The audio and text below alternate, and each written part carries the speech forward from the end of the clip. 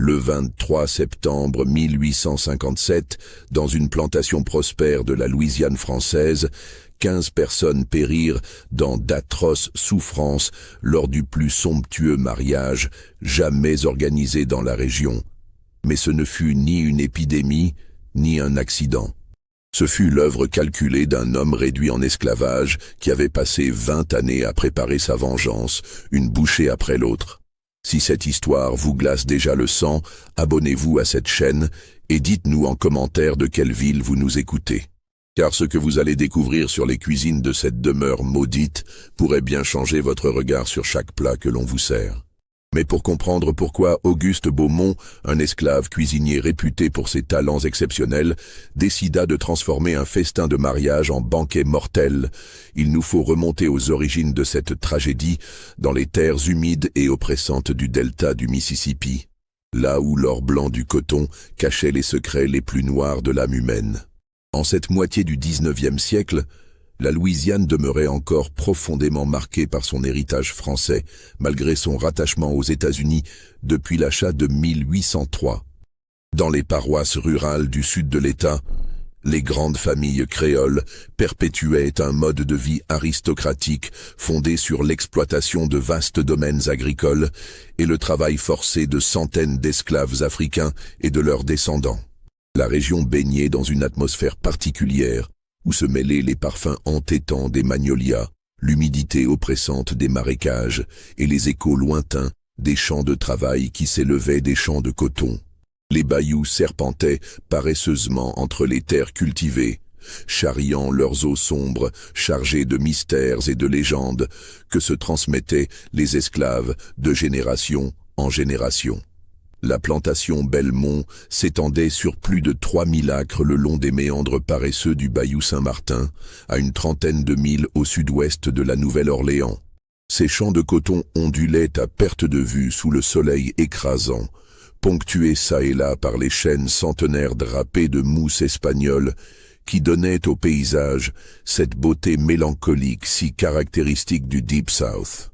Au lever du jour, la rosée perlait sur les capsules de coton comme autant de diamants, créant un spectacle d'une beauté trompeuse qui masquait la dure réalité du labeur quotidien.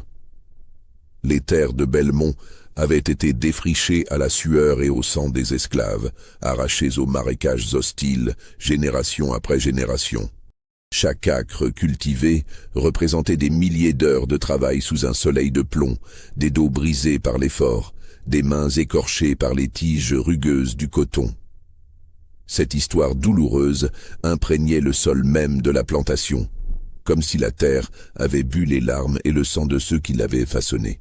La demeure principale, construite dans le style créole traditionnel, avec ses larges galeries couvertes et ses colonnes de cyprès blancs, dominait ce petit royaume de 3 étages. Architecture majestueuse qui contrastait violemment avec les cases misérables où s'entassaient les esclaves. Elle symbolisait à elle seule toute l'injustice du système. Ses volets verts se détachaient élégamment sur la façade blanche immaculée, tandis que ses vérandas abritaient les maîtres de la chaleur accablante que subissaient en permanence leurs serviteurs. Elle abritait la famille Beauregard depuis 4 générations. Octave Beauregard, le patriarche de 68 ans aux cheveux blancs, soigneusement pommadés et à la barbiche taillée selon la mode parisienne, sa défunte épouse Célestine, dont le portrait à l'huile ornait encore le grand salon dans un cadre doré, et leurs 3 enfants adultes qui perpétuaient l'œuvre familiale avec un mélange de fierté aristocratique et d'aveuglement moral. Thibault, l'aîné de 42 ans, gérait les aspects commerciaux de l'exploitation avec une froide efficacité héritée de son père. Homme cultivé qui parlait couramment français, anglais et espagnol, il entretenait une correspondance suivie avec les négociants de Liverpool et du Havre pour écouler la production de coton. Mais sous ses manières raffinées se cachait une cupidité impitoyable qui le poussait à pressurer toujours davantage ses esclaves pour maximiser les profits. Marguerite, 38 ans, incarnait parfaitement la dame créole de son époque. Pieuse et charitable en apparence, elle s'occupait de la correspondance familiale et des œuvres de charité locales. distribuant quelques aumônes aux pauvres blancs, tout en fermant les yeux sur la misère de ses propres esclaves. Sa beauté fanée conservait encore des traces de cette grâce créole qui avait fait sa réputation dans la jeunesse, mais ses traits s'étaient durcis avec les années, trahissant l'amertume d'une femme qui n'avait jamais trouvé l'amour véritable. Et Philémon, le Benjamin de 35 ans, supervisait directement le travail des esclaves dans les champs avec une brutalité qui choquait même ses contemporains. Plus dur que son père, plus cruel que son frère, il considérait les Noirs comme du bétail qu'il fallait dresser à coups de fouet. Sa violence gratuite et ses colères imprévisibles en faisaient l'homme le plus redouté de la plantation, celui dont le simple nom faisait trembler les enfants esclaves. Comme toutes les grandes plantations de l'époque, Belmont fonctionnait tel un village autarcique avec ses propres lois, ses propres traditions, ses propres hiérarchies. Derrière la maison principale s'alignaient les cases des esclaves domestiques, construction de bois brut, au toit de bardeaux, où s'entassaient des familles entières dans des espaces confinés.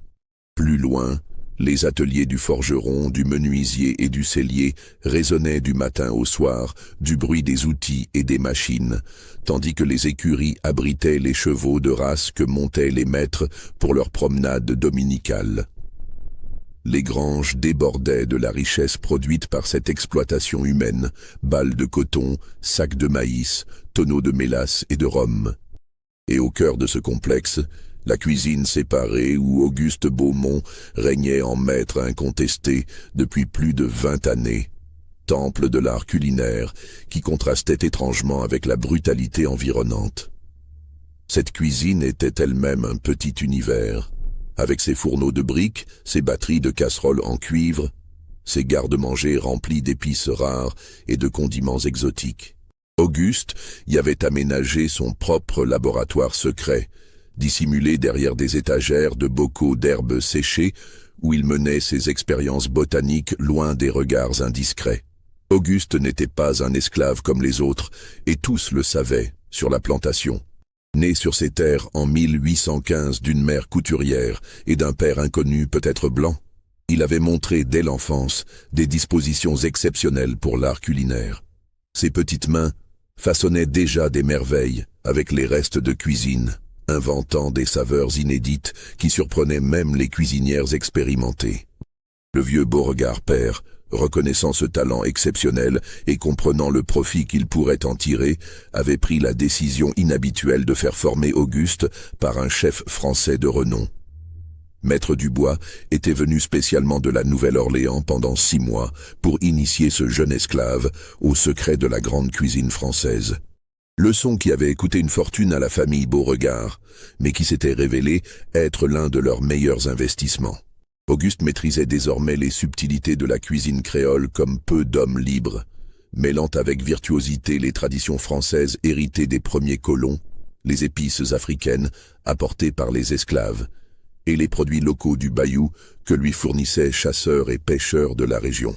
Ses sauces étaient légendaires, ses pâtisseries sublimes, ses plats de gibier inégalés dans toute la Louisiane. Sa réputation dépassait largement les limites de la plantation Belmont. Les familles les plus en vue de la région se disputaient ses services pour leur réception, prêtes à payer des sommes considérables pour s'assurer les talents de ce cuisinier extraordinaire. Octave Beauregard tirait une fierté particulière des compliments que recevait son cuisinier, se rengorgeant quand les invités le félicitaient de posséder un tel trésor. Car Auguste demeurait une propriété, un bien meuble inscrit dans les registres de la plantation au même titre que le bétail et les outils agricoles, évalué à $2500 dans les livres de compte, malgré le respect apparent que lui témoignaient les maîtres quand ils avaient besoin de ses services. Cette contradiction permanente entre reconnaissance publique et négation privée de son humanité constituait la blessure centrale de l'existence d'Auguste. Cette ambiguïté de statut, cette reconnaissance de son talent accompagnée du déni de sa humanité, avait façonné le caractère d'Auguste au fil des années comme l'eau façonne la pierre.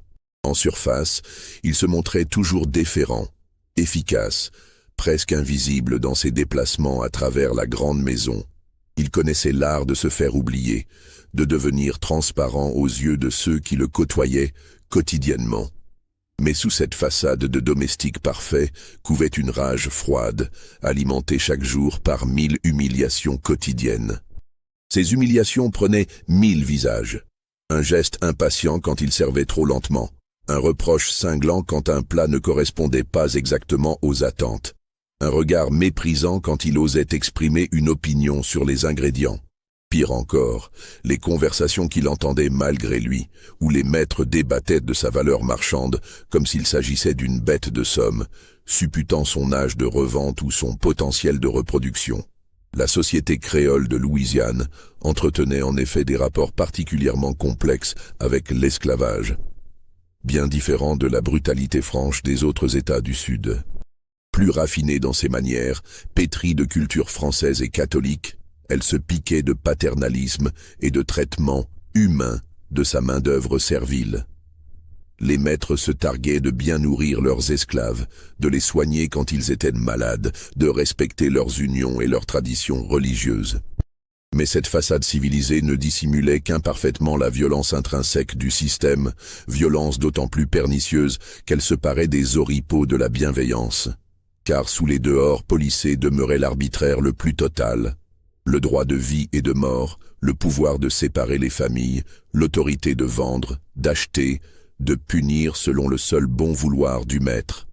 Et Auguste en avait fait l'amère expérience depuis son plus jeune âge, apprenant à ses dépens que la gentillesse des oppresseurs n'était qu'un masque posé sur leur cruauté foncière. C'est à l'été de 1837 qu'eut lieu l'événement qui scella définitivement le destin d'Auguste Beaumont et de la famille Beauregard. L'esclave avait alors 22 ans et venait d'épouser Céleste, une jeune femme de 18 ans qui travaillait comme couturière dans la maison principale. Leur union avait été bénie par le père Boudreau, l'aumônier de la plantation, et même célébrée modestement dans les quartiers des esclaves avec l'autorisation exceptionnelle du maître. Céleste attendait leur premier enfant quand éclata dans la région une épidémie de fièvre jaune particulièrement virulente. La maladie, transmise par les moustiques des marécages environnants, frappait aveuglément riches et pauvres, maîtres et esclaves. Mais quand il s'agissait de soins médicaux, les priorités étaient claires. Le docteur Lachapelle, médecin attitré de la famille Beauregard, fut appelé en urgence pour soigner Marguerite, qui présentait les premiers symptômes de la fièvre. Il apporta avec lui les dernières doses d'un remède rare et coûteux, récemment arrivé d'Europe, réputé efficace contre le fléau tropical. Marguerite fut sauvée après quelques jours d'angoisse. Le même jour, Céleste fut prise des mêmes symptômes. Auguste supplia qu'on lui administre le même traitement, mais il ne restait plus de médicaments, et le docteur Lachapelle refusa catégoriquement de gaspiller sur une esclave enceinte les dernières réserves qui pourraient sauver d'autres membres de la famille blanche. « Il faut faire des choix », avait-il déclaré froidement devant Auguste agenouillé, et les choix sont évidents. Céleste et l'enfant qu'elle portait moururent dans d'atroces souffrances 3 jours plus tard, tandis que Marguerite Beauregard se rétablissait complètement. Auguste veilla le corps de sa femme toute une nuit dans leur case exiguë, et ceux qui l'approchèrent cette nuit-là racontèrent plus tard qu'ils n'avaient jamais vu regard plus terrifiant que le sien dans la lueur vacillante des chandelles. Le lendemain matin, Auguste reprit son service comme si de rien n'était.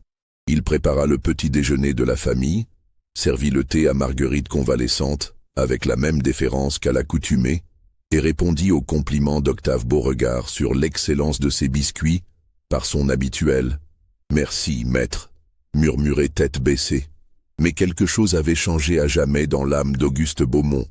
Ses compagnons d'infortune remarquèrent qu'il ne parlait plus guère, ne participait plus aux chants du soir dans les quartiers, et passait ses heures libres à griffonner mystérieusement dans un petit carnet qu'il dissimulait toujours soigneusement. Ce que nul ne savait, c'est qu'Auguste avait commencé cette nuit-là à tenir un journal méticuleux. Pas un journal ordinaire, mais un registre minutieux de chaque plat servi, chaque ingrédient utilisé, chaque réaction des convives aux saveurs qu'il leur proposait. Il étudiait les goûts de chacun des membres de la famille Beauregard, avec l'attention d'un naturaliste observant des spécimens rares. Il nota que Octave raffolait des pralines à la noix de pécan et ne pouvait résister aux beignets fourrés à la confiture de figues, que Thibaut préférait les plats épicés et buvait toujours 2 tasses de café noir après le dîner, que Marguerite adorait les petits gâteaux aux amandes et les crèmes parfumées à l'eau de rose, que Philémon dévorait tout ce qu'on lui servait mais montrait une prédilection pour les viandes en sauce et les desserts au chocolat. Pendant des mois, puis des années, Auguste accumula ses observations avec une patience de damné. Il expérimenta des associations de saveurs de plus en plus sophistiquées, gagnant encore en réputation culinaire, tout en perfectionnant sa connaissance intime des papilles de ses maîtres. Car Auguste préparait autre chose qu'un simple répertoire gastronomique. Il élaborait les fondations d'une vengeance d'une subtilité diabolique. Les années passèrent avec la lenteur oppressante des étés louisianais, et la plantation Belmont prospéra au rythme des cycles du coton. Chaque automne apportait sa moisson dorée. Chaque printemps ses nouvelles plantations. Chaque été ses profits considérables, qui permettaient à la famille Beauregard d'agrandir encore leurs terres et d'acquérir de nouveaux esclaves. L'argent coulait à flots, financé par la sueur et le sang de centaines d'êtres humains réduits au statut de marchandises. Auguste vieillit dans l'ombre des cuisines, devenant une figure respectée mais paradoxalement de plus en plus transparente de la maisonnée. Plus sa réputation grandissait, plus les maîtres le considéraient comme un meuble précieux mais inanimé, incapable d'éprouver des sentiments profonds ou de nourrir des rancunes durables.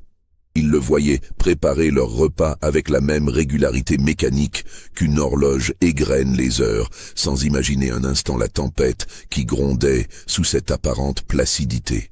Cette myopie des oppresseurs, cette incapacité congénitale à concevoir la complexité psychologique de ceux qu'ils asservissaient, constituait l'atout principal d'Auguste dans la préparation minutieuse de son projet de vengeance. Il cultivait soigneusement cette image d'esclave modèle, ponctuel comme un métronome, silencieux comme une tombe, prévisible comme les marées. Jamais une récrimination qui aurait pu éveiller les soupçons, jamais un mouvement d'humeur qui aurait trahi ses véritables sentiments, jamais un regard de travers qui aurait révélé la haine qui le consumait. Au contraire, Auguste perfectionna au fil des années l'art de l'invisibilité sociale. Il apprit à se mouvoir dans la grande maison comme un fantôme bienveillant, anticipant les désirs avant même qu'ils ne soient exprimés, devançant les ordres avant même qu'ils ne soient formulés. Cette perfection dans l'effacement de soi lui valait les compliments des maîtres, qui vantaient à leurs invités la discrétion exemplaire de leurs cuisiniers. Pourtant, derrière cette façade soigneusement entretenue, Auguste développait une érudition secrète qui aurait stupéfié ses maîtres s'ils en avaient eu connaissance. Il avait appris à lire et à écrire en épiant les leçons données aux enfants Beauregard par leurs précepteurs, dissimulés derrière les portes entrebâillées ou les cloisons minces qui séparaient les pièces de service des salons familiaux. Cette instruction clandestine avait été un processus long et douloureux, émaillé de frayeurs constantes d'être découvert, car l'alphabétisation des esclaves était strictement interdite par les lois de la Louisiane, considérée comme dangereuse pour l'ordre social. Un esclave qui savait lire pouvait comprendre les journaux, s'informer des mouvements abolitionnistes, correspondre avec l'extérieur. Un esclave lettré était un esclave potentiellement rebelle. Mais Auguste avait persévéré avec l'obstination désespérée de celui qui sait que l'éducation constitue sa seule arme contre l'oppression. Il profitait de chaque instant de liberté pour déchiffrer les titres des journaux qui traînaient dans le salon, pour épeler les recettes inscrites dans les livres de cuisine, pour décrypter les étiquettes des bouteilles et des bocaux de sa propre cuisine. Progressivement, cette capacité de lecture lui ouvrit l'accès au trésor de la bibliothèque familiale. Lors de ses passages dans cette pièce lambrissée de chêne, où s'alignaient des milliers de volumes, Auguste profitait de chaque seconde d'inattention pour feuilleter discrètement les ouvrages qui l'intéressaient. Il étudia ainsi, par fragments volés, les traités de botanique qui décrivaient la flore locale, les manuels de médecine qui expliquaient le fonctionnement du corps humain, les livres de chimie qui révélaient les secrets des transformations de la matière. Cette science interdite, qu'il s'appropriait grain à grain, constituait la base théorique de son futur projet de vengeance. Auguste découvrit ainsi les propriétés fascinantes et terrifiantes du monde végétal qui l'entourait. Les bayous de Louisiane recelaient une pharmacopée naturelle d'une richesse extraordinaire, héritée des savoirs ancestraux des Indiens chassés de ces terres, des traditions thérapeutiques des esclaves africains et des connaissances botaniques des premiers colons français. Il apprit à reconnaître les champignons mortels qui poussaient dans l'ombre humide des cyprès, leur forme innocente dissimulant des toxines d'une puissance redoutable. Il étudia les propriétés de certaines graines apparemment anodines, capables de provoquer des arrêts cardiaques si elles étaient consommées en quantité suffisante. Il répertoria les baies colorées que même les animaux sauvages évitaient instinctivement, comprenant par l'observation que la nature avait développé ses propres signaux d'alarme. Cette exploration botanique clandestine se doublait d'une expérimentation pratique menée avec la prudence méthodique d'un véritable scientifique.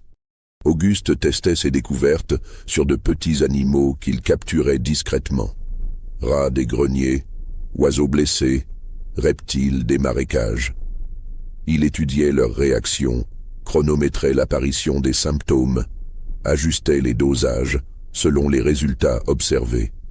Ces expériences macabres lui enseignèrent que la mort par empoisonnement n'était pas uniforme, mais qu'elle pouvait prendre 1000 visages selon la substance utilisée et la dose administrée.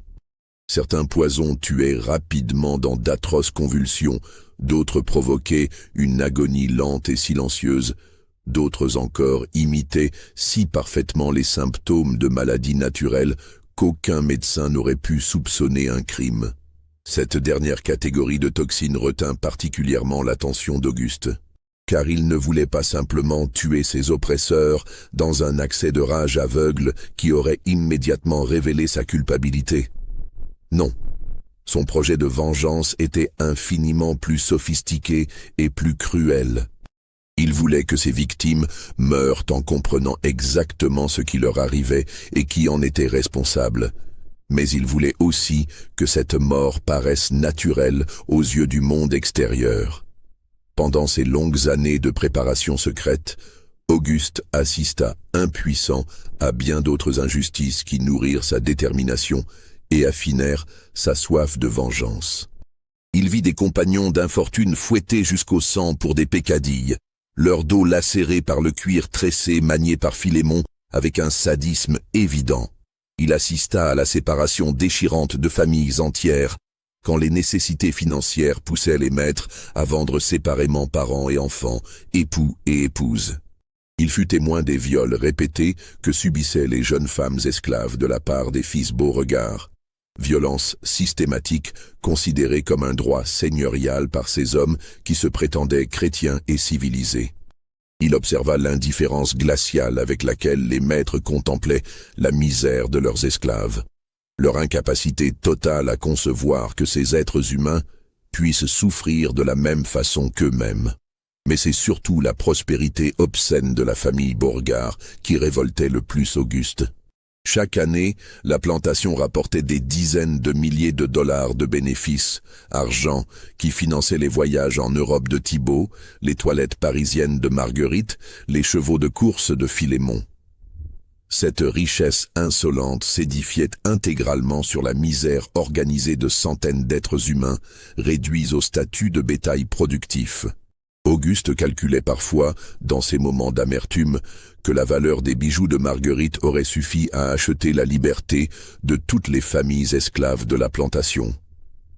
Que le prix d'un seul des chevaux de Philémon équivalait au salaire qu'aurait mérité un ouvrier libre pendant 10 années de labeur. Ces comparaisons entretenaient en lui une rage froide qui ne demandait qu'à exploser au moment opportun. L'annonce du mariage de Philémon Beauregard avec Amélie Boudreau, la nièce du prêtre de la plantation, déclencha enfin la phase finale de son plan longuement mûri. Cette union était perçue par toute la famille comme l'apothéose de leur ascension sociale, le couronnement de 4 générations d'efforts pour s'imposer dans l'aristocratie créole de Louisiane. Philémon épousait en effet l'une des plus jolies héritières de la région. Une jeune femme de 18 ans dont la dot considérable et les relations familiales permettraient d'agrandir encore l'influence des Beauregard. Une grande réception était prévue pour célébrer cette union stratégique, rassemblant toute la fine fleur de la société plantocratique locale. Auguste comprit immédiatement que le destin lui offrait l'occasion rêvée d'accomplir sa vengeance dans les conditions les plus dramatiques possibles. Un banquet somptueux où il pourrait déployer tous ses talents culinaires. Toute la famille réunie autour de la même table, les invités les plus en vue de la région présents pour témoigner du malheur qui s'abattrait sur leurs hôtes. Il n'aurait qu'une seule chance, mais elle serait définitive et spectaculaire. Cette perspective fit naître en Auguste un mélange d'exaltation et d'angoisse qui le surprit lui-même. Après 20 années d'attente, l'heure de la justice approchait enfin.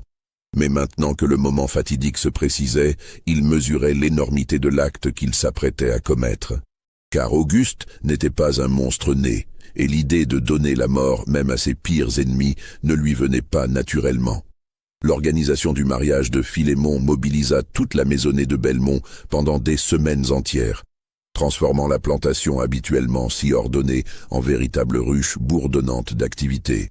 Octave Beauregard voulait que cette réception surpasse en faste et en magnificence tout ce qui s'était fait dans la région depuis des années, conscient que l'événement marquerait définitivement le statut social de sa famille dans l'aristocratie créole. Le patriarche parcourait quotidiennement les préparatifs d'un œil scrutateur, vérifiant chaque détail avec la méticulosité d'un général préparant une campagne décisive. Il fit venir des musiciens renommés de la Nouvelle-Orléans, un orchestre de 8 musiciens, dirigé par le célèbre maestro Thibaudot, capable d'interpréter aussi bien les valses viennoises que les mélodies créoles traditionnelles. Il commanda des vins fins directement de France, des Bordeaux et des Bourgognes millésimés qui avaient traversé l'Atlantique dans les cales des navires marchands. L'ameublement même de la demeure fut repensé pour l'occasion. De nouveaux rideaux de soie damassés furent tendus dans le grand salon, des chandeliers de cristal supplémentaires installés pour multiplier les jeux de lumière, des tapis persans déroulés dans les pièces de réception. Chaque surface fut astiquée jusqu'à briller comme un miroir, chaque bibelot épousseté avec un soin maniaque. Mais c'est à Auguste que revint la responsabilité la plus cruciale. Composer un menu digne des plus grandes tables européennes, un festin qui resterait dans la mémoire de tous les convives comme l'apothéose de l'art culinaire louisianais. Octave Beauregard lui donna carte blanche, mettant à sa disposition un budget quasi illimité et l'autorisant à commander tous les ingrédients exotiques qu'il jugerait nécessaires. Cette confiance absolue dans les talents de son esclave cuisinier remplissait Octave d'une satisfaction particulière et vaniteuse. Il se vantait déjà auprès de ses relations de posséder le meilleur cuisinier de toute la Louisiane, peut-être même de tous les États du Sud, et anticipait avec une délectation évidente les compliments que ne manqueraient pas de lui adresser ses invités. Car dans la société créole, où les codes de l'hospitalité revêtaient une importance quasi sacrée, la qualité de la table reflétait directement le raffinement, la prospérité et le rang social de l'hôte.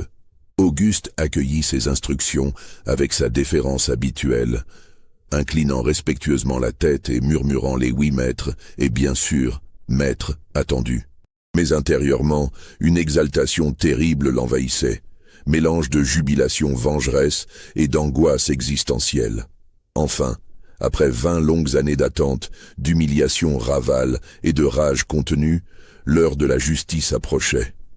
Le destin lui offrait sur un plateau d'argent l'occasion parfaite de sa vengeance. Il se mit au travail avec un zèle et une minutie qui impressionnèrent même ses assistants habituels, ses esclaves de cuisine qui l'aidaient depuis des années dans ses préparations quotidiennes.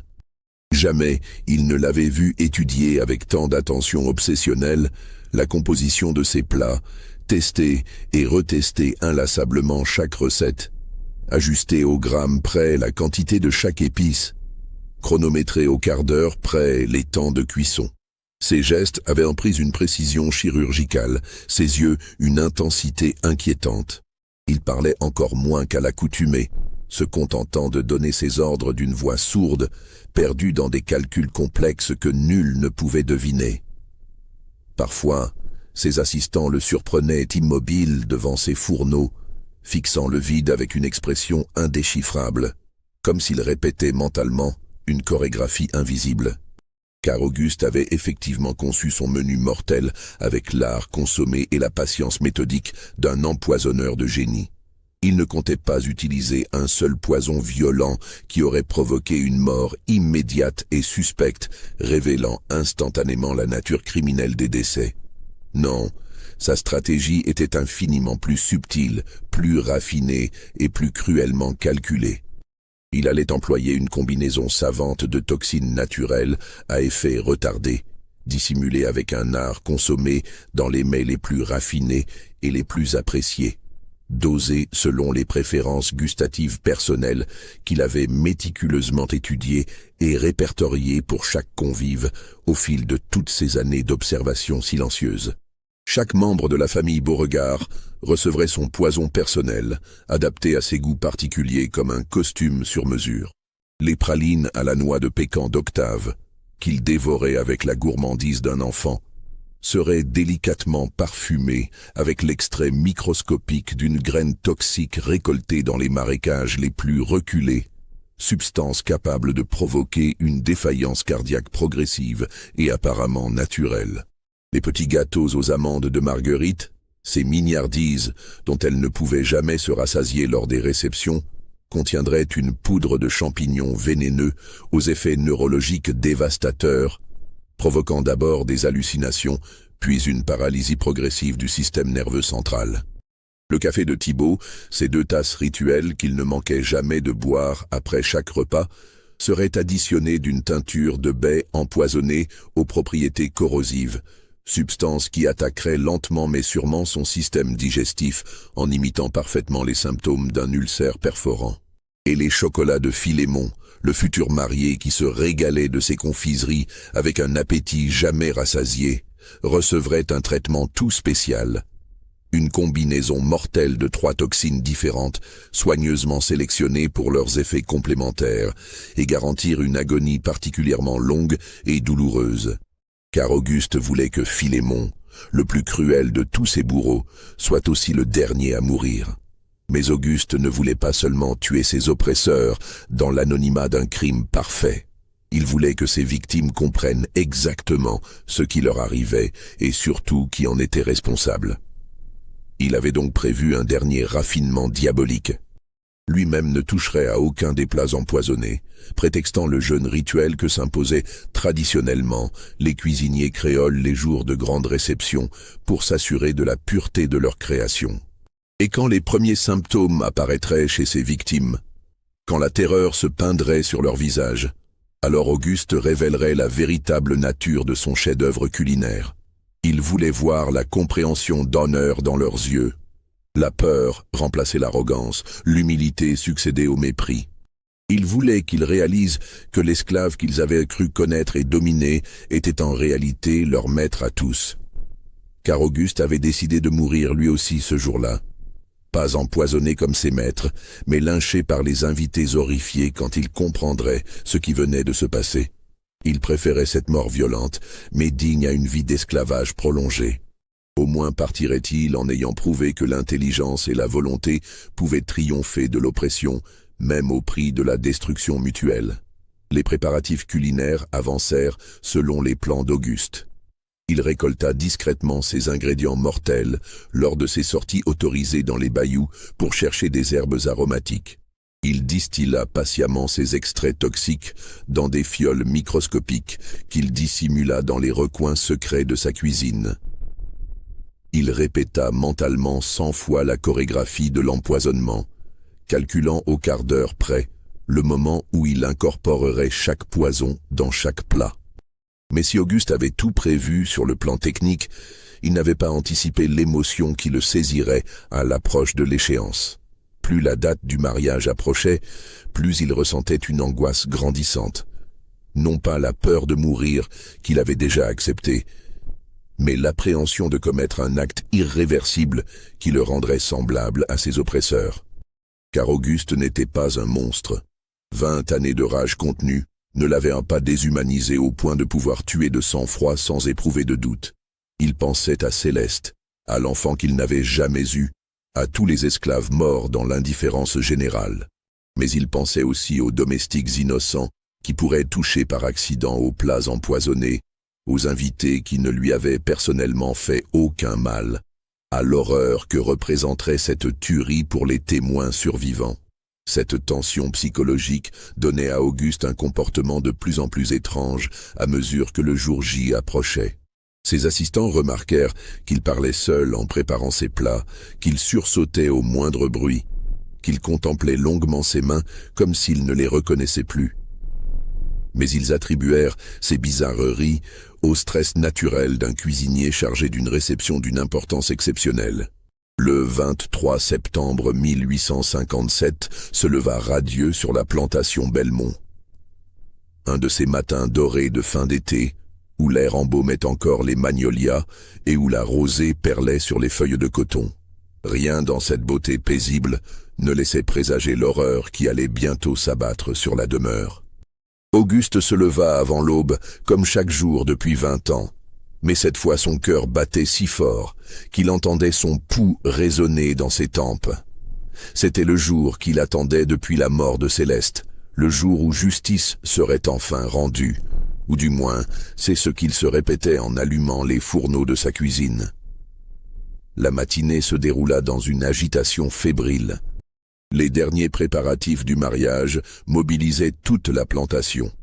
Les jardiniers disposaient des guirlandes de fleurs dans la galerie principale, les domestiques astiquaient l'argenterie familiale et les esclaves des champs avaient été réquisitionnés pour dresser les tables sous les chênes centenaires du parc. Auguste supervisa ces préparatifs avec son autorité habituelle, donnant ses instructions d'une voix ferme qui ne trahissait rien de son trouble intérieur. Ses assistants s'activaient autour de lui, préparant les centaines de petits fours, de canapés et de mignardises qui devaient régaler les invités. Seuls les plats destinés spécifiquement aux membres de la famille Beauregard demeuraient de sa seule responsabilité.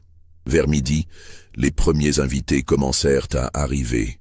Auguste les observait discrètement depuis les fenêtres de sa cuisine, reconnaissant les visages familiers de la haute société créole. Monsieur et Madame Trépanier, qui possédaient la plus grande raffinerie de sucre de la région. Le colonel Boudouin et sa femme, dont les terres jouxtaient celles des Beauregard. Le docteur Lachapelle, celui-là même qui avait refusé de soigner Céleste 20 ans plus tôt. Cette dernière vision faillit faire vaciller la résolution d'Auguste. Revoir l'homme qui avait causé la mort de sa femme raviva sa douleur avec une intensité dévastatrice. Mais elle raffermit aussi sa détermination. Lachapelle ne figurerait peut-être pas parmi les victimes directes, mais il assisterait à l'agonie des Beauregard, et cette vision le hanterait jusqu'à la fin de ses jours. La cérémonie religieuse eut lieu à 3 heures de l'après-midi dans la chapelle privée de la plantation.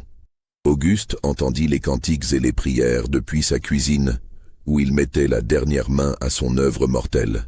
Ses gestes étaient devenus mécaniques, comme guidés par une volonté supérieure à la sienne. Il incorpora les extraits toxiques dans les mets prévus avec la précision d'un apothicaire, vérifiant une dernière fois ses dosages sur son carnet secret. Quand les nouveaux époux sortirent de la chapelle sous les applaudissements, Auguste ressentit une émotion complexe qui le surprit lui-même. Il éprouvait de la pitié pour Amélie, cette jeune femme innocente qui allait devenir veuve le jour même de ses noces. Mais il était trop tard pour reculer. Le mécanisme qu'il avait mis en place depuis 20 ans ne pouvait plus s'arrêter. Les invités se dirigèrent vers les tables dressées sous les chênes, où les attendait le banquet préparé par Auguste. L'atmosphère était à la joie la plus pure. On complimentait la beauté de la mariée, l'élégance du marié, la splendeur de la réception. Octave Beauregard rayonnait de satisfaction, anticipant déjà les louanges que ne manqueraient pas de susciter les merveilles culinaires concoctées par son esclave. Auguste fit son apparition pour présenter personnellement ses créations aux convives, selon la tradition créole. Il s'inclina respectueusement devant chaque table, expliquant la composition des plats avec l'éloquence discrète qui avait fait sa réputation. Mais ceux qui l'observaient attentivement auraient pu remarquer ses mains tremblantes et la sueur qui perlait sur son front malgré la fraîcheur relative de l'après-midi. Le repas commença dans la bonne humeur générale. Les invités se régalaient des merveilles proposées, louant à l'envi le génie culinaire du cuisinier des Beauregard. Auguste circulait entre les tables, veillant au service avec son professionnalisme habituel, mais évitant soigneusement de goûter le moindre aliment. Si cette histoire vous glace déjà le sang, mettez un pouce vers le haut et dites-nous ce que vous pensez des intentions d'Auguste. Car ce qui va suivre va dépasser en horreur tout ce que vous pouvez imaginer. C'est vers 5 heures de l'après-midi que Philémon, le nouveau marié, mordit dans le premier de ses chocolats préférés. Auguste le regardait depuis l'entrée de la cuisine, et leurs yeux se croisèrent à cet instant précis. Philémon sourit et leva son verre en direction du cuisinier. Un geste de reconnaissance qui ressemblait terriblement à un adieu. Les premiers symptômes apparurent 1 heure plus tard, au moment où l'on servait le café et les liqueurs. Marguerite, qui venait de déguster ses petits gâteaux aux amandes favoris, se plaignit soudain de vertige. Elle porta la main à son front, vacilla légèrement, puis se rassit en expliquant qu'elle avait sans doute trop bu de champagne. Presque simultanément, Octave ressentit des palpitations cardiaques inquiétantes. Le vieil homme, habitué aux excès de table, attribua d'abord son malaise à l'émotion de la journée et à la richesse des mets. Mais les battements de son cœur s'accéléraient de façon alarmante et une douleur sourde irradiait dans son bras gauche. Thibaut, lui, commençait à éprouver de violentes crampes d'estomac. Il avait bu ses 2 tasses de café habituelles, savourant leur arôme exceptionnel, mais maintenant une brûlure atroce lui dévorait les entrailles. Il essaya de se lever pour se rendre aux commodités, mais ses jambes se dérobèrent sous lui. Quant à Philémon, les effets de la triple combinaison toxique se manifestaient de façon particulièrement spectaculaire.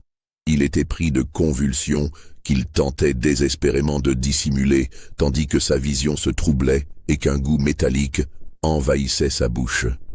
Sa jeune épouse, affolée, lui tamponnait le front avec sa serviette de dentelle. Au début, les invités ne comprirent pas ce qui se passait. Ils attribuèrent ces malaises simultanés à la chaleur, à l'émotion ou aux excès d'une journée de fête. Mais quand Octave s'effondra soudain, frappé d'un arrêt cardiaque, et que Marguerite commença à délirer en proie à des hallucinations terrifiantes, la panique s'empara de l'assistance. Le docteur Lachapelle se précipita pour examiner les victimes, mais il ne comprenait rien aux symptômes qu'il observait. Chaque membre de la famille Beauregard présentait une pathologie différente, comme s'ils avaient été frappés simultanément par 4 maladies distinctes. Cela n'avait aucun sens médical. C'est à ce moment qu'Auguste sortit de sa cuisine et s'avança calmement vers le centre du drame. Tous les regards se tournèrent vers lui, espérant qu'il apporterait quelque explication ou quelque secours. Mais au lieu de cela, Auguste se contenta de regarder ses maîtres agoniser avec une expression que personne ne lui avait jamais vue, un mélange de satisfaction et de tristesse infinie. « Vous vous demandez ce qui leur arrive ?» dit-il d'une voix claire qui porta dans le silence horrifié. « Vous cherchez une maladie, un accident, une malédiction du ciel, mais la réponse est beaucoup plus simple. » Il sortit de sa poche le petit carnet dans lequel il avait consigné 20 années d'observation et de préparatifs et le brandit devant l'assistance médusée.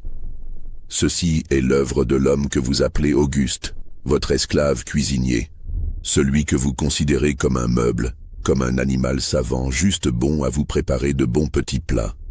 Celui dont vous avez laissé mourir la femme et l'enfant pendant que vous sauviez votre fille avec le même remède. » Un murmure d'horreur parcourut les invités, qui commençaient à comprendre l'innommable vérité. Auguste avait empoisonné délibérément ses maîtres, transformant leur banquet de noces en banquet funèbre. 20 ans j'ai attendu ce moment, poursuivit Auguste avec une étrange sérénité. 20 ans j'ai étudié vos goûts, préparé mes armes, choisi mon heure. Vous pensiez me connaître, mais vous ne saviez rien de moi. Vous m'aviez rendu invisible à force de mépris, et cette invisibilité est devenu votre perte. Octave Beauregard était déjà mort, terrassé par l'arrêt cardiaque. Marguerite délirait en proie à des visions cauchemardesques, ses fonctions neurologiques se détériorant rapidement. Thibault vomissait du sang, son système digestif rongé par l'acide végétal. Et Philémon convulsait de plus en plus violemment, conscient mais incapable de parler, prisonnier de son propre corps qui se mourait. « Regardez-les bien », dit Auguste aux invités pétrifiés. « Regardez comme ils souffrent, comme ils ont peur. C'est exactement ce qu'a vécu ma Céleste quand votre médecin a refusé de la soigner. C'est exactement ce que vivent tous les jours ceux que vous réduisez en esclavage. » Le docteur Lachapelle, reconnaissant enfin l'homme qu'il avait supplié 20 ans plus tôt, recula d'un pas, livide. « C'est impossible, balbutia-t-il. Un simple esclave ne peut pas. Il ne sait pas. Je ne sais pas, l'interrompit Auguste avec un rire amer. Docteur, j'en sais plus long que vous sur les poisons de nos bayous. Vos livres de médecine, je les ai lus en secret dans la bibliothèque de mes maîtres. Vos remèdes, je les ai étudiés et améliorés. Car, contrairement à vous, j'avais une vraie motivation pour apprendre. » Les invités commençaient à reculer, terrifiés par cette révélation. Certains couraient déjà vers leur voiture, fuyant ce lieu maudit. D'autres demeuraient figés par l'horreur, incapables de détourner les yeux du spectacle de cette vengeance implacable. Auguste se pencha vers Philémon, dont les convulsions s'espaçaient. Le jeune marié était encore conscient, ses yeux exorbités fixés sur son bourreau, avec une expression de supplication désespérée. « Vous avez toujours été le plus cruel envers nous, » lui murmura Auguste. « C'est pour cela que j'ai gardé le meilleur pour vous. 3 poisons différents, savamment dosés pour que votre agonie dure le plus longtemps possible, comme a duré celle de ma femme. » Philémon tenta d'articuler quelque chose, mais seul un râle inintelligible sortit de sa gorge. Sa jeune épouse sanglotait à ses côtés, serrant dans ses bras un homme qui mourait sous ses yeux le jour même de leur union. Marguerite rendit son dernier souffle dans un ultime délire, appelant sa mère morte depuis longtemps. Thibault s'éteignit quelques minutes plus tard, noyé dans son propre sang. Philémon résista encore un quart d'heure, ses muscles se contractant spasmodiquement jusqu'à ce que son cœur finisse par céder. Quand le dernier membre de la famille Beauregard eut expiré, Auguste se redressa et contempla son œuvre. 4 cadavres gisaient au milieu des restes du banquet nuptial, dans une parodie macabre de nature morte. L'odeur sucrée des fleurs de mariage se mêlait au relent de vomissures et d'excréments, créant un parfum d'apocalypse. « Voilà, » dit-il simplement. « Maintenant, vous pouvez me tuer. » Mais les invités survivants n'avaient qu'une hâte, fuir cette plantation maudite. Ils ne pensaient qu'à regagner leur demeure, loin de cette horreur. Certains partiront cette nuit même pour la Nouvelle-Orléans, ou plus loin encore, poursuivis par le souvenir de cette journée cauchemardesque. Auguste demeura seul au milieu de cette désolation, entouré des corps de ses maîtres et des restes de son dernier festin. Il s'assit calmement dans l'herbe, adossé à un chêne centenaire, et attendit que les autorités viennent l'arrêter. Le shérif Boudreau arriva vers minuit avec une escouade de 2 putis et une meute de chiens. Il s'attendait à trouver un esclave en fuite, mais découvrirent Auguste exactement là où les témoins l'avaient laissé, paisiblement assis sous son chêne, contemplant les étoiles. Il ne résista pas quand ils l'enchaînèrent. Il ne prononça pas un mot quand ils le jetèrent dans le cachot de la prison paroissiale. Il semblait habité par une sérénité étrange, comme si l'accomplissement de sa vengeance l'avait libéré d'un fardeau intolérable. Le procès eut lieu 3 semaines plus tard et ne dura qu'1 journée. Auguste plaida coupable sans chercher la moindre circonstance atténuante. Il expliqua calmement ses motivations, décrivit sa méthode avec une précision scientifique et conclut en déclarant qu'il referait exactement la même chose si c'était à recommencer. Cette absence totale de repentir glaça l'assistance encore plus que les détails techniques de ses crimes. Les jurés, tout blancs et propriétaires d'esclaves, ne pouvaient concevoir qu'un homme réduit en servitude puisse nourrir des sentiments aussi complexes et élaborer des plans aussi sophistiqués. Cela remettait en question tous leurs présupposés sur la nature humaine de leurs biens meubles. Auguste fut condamné à mort et pendu le lendemain même, selon la procédure expéditive réservée aux esclaves rebelles. Il monta à l'échafaud avec la même tranquillité qu'il avait montrée depuis son arrestation, refusant l'assistance spirituelle du père Boudreau et déclinant l'offre de prononcer ses dernières paroles. Mais juste avant que le bourreau ne place la corde autour de son cou, Auguste leva les yeux vers le ciel et murmura quelque chose que seuls les témoins les plus proches purent entendre. « Céleste, ma chérie, j'arrive. » Sa mort marqua officiellement la fin de cette tragédie, mais ses conséquences se propagèrent bien au-delà de la plantation Belmont. La nouvelle de cette vengeance extraordinaire se répandit comme une traînée de poudre dans toute la Louisiane, semant l'inquiétude chez les maîtres d'esclaves et l'espoir secret chez les opprimés. Car Auguste avait prouvé que l'intelligence et la détermination pouvaient triompher de la force brute, que les humiliés pouvaient se dresser contre leurs oppresseurs et leur infliger une défaite cuisante. Son exemple inspire d'autres révoltes, d'autres actes de résistance, d'autres affirmations tragiques de dignité humaine. La plantation Belmont fut abandonnée après le drame. Personne ne voulait racheter cette propriété maudite où 4 personnes avaient péri empoisonnées par leurs propres esclaves. Les bâtiments tombèrent progressivement en ruine, envahis par la végétation tropicale qui reprit possession des lieux. Mais selon les témoignages locaux, certains phénomènes étranges continuèrent de se produire sur ces terres désolées. Des voyageurs rapportèrent avoir senti des odeurs de cuisine raffinée émanant des ruines, comme si un fantôme continuait de préparer d'éternels banquets pour des convives qui ne viendraient jamais. D'autres prétendirent avoir aperçu la silhouette d'un homme noir élégamment vêtu se promenant paisiblement dans les allées du parc abandonné. Mais quand il s'approchait, l'apparition se dissolvait dans la brume des bayous, ne laissant qu'une fragrance de magnolia et d'amandes amères. Les autorités tentèrent d'étouffer l'affaire, mais le bouche à oreille la propagea bien au-delà des frontières de la Louisiane. Dans les plantations de Caroline, du Mississippi et d'Alabama, les maîtres regardèrent leurs cuisiniers avec une méfiance nouvelle, car l'histoire d'Auguste avait révélé une vérité troublante. Ceux qu'ils croyaient connaître et contrôler demeuraient pour eux des mystères insondables. Cette prise de conscience marqua le début d'une période de paranoïa croissante dans le Sud américain. Les planteurs multiplièrent les mesures de surveillance, interdirent l'accès aux livres, renforcèrent les punitions.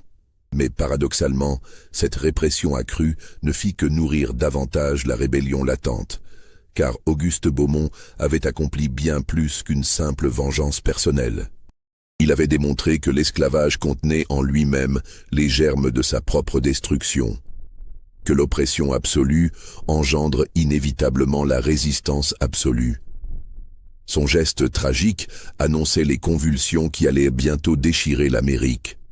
Aujourd'hui encore, dans les archives poussiéreuses de certaines bibliothèques louisianaises, on peut parfois tomber sur des allusions cryptiques à cette affaire Belmont que les contemporains préféraient oublier. Des rapports de police incomplets, des coupures de journaux censurés, des lettres privées où transparaît l'effroi des témoins. Mais le document le plus troublant demeure ce petit carnet retrouvé dans les affaires personnelles d'Auguste après son exécution. Ces pages couvertes d'une écriture serrée, où se mêlent recettes culinaires, observations botaniques et notations vengeresses. Un testament de haine patient et méthodique qui glace le sang par sa rationalité implacable. Car en lisant ces lignes, on comprend qu'Auguste n'était pas un monstre né, mais un homme transformé en bourreau par l'injustice subie. Sa tragédie personnelle éclaire d'une lumière crue l'horreur du système esclavagiste, cette machine à broyer l'âme humaine qui produisait autant de victimes chez les oppresseurs que chez les opprimés. La question qui hante encore les historiens est celle-ci.